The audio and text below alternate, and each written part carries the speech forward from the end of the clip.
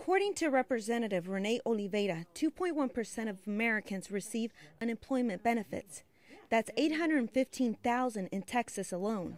Oliveira says those who are mainly affected are innocent children. Let's go back to the concept of unemployment. How many of us really want to be on unemployment?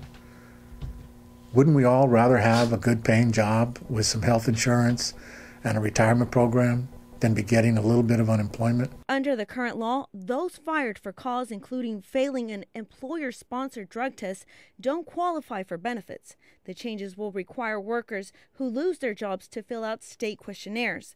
Suspicious answers could lead to a drug test. Anyone failing their test would lose their benefits. Some decision makers believe this bill will maintain a competent workplace. Our system is designed to establish to carry those who are unwilling to work. Period of their lives. Our system is designed not to subsidize those who misuse a difficult period of their lives, not to subsidize those who misuse the assistance to abuse drugs.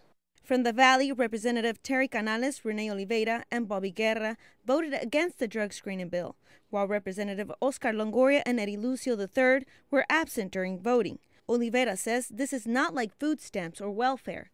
This is money that those who are working hard have earned, adding those who have used drugs and are collecting unemployment still need the money. We should be, if people have a drug problem or alcohol problem, we should be doing treatment. So that's where I came from on this. They earned it. It's their money, just like Social Security. You paid into that system. I mean, it's like a retirement plan. Oliveira says he wants people to think about those who are really being affected.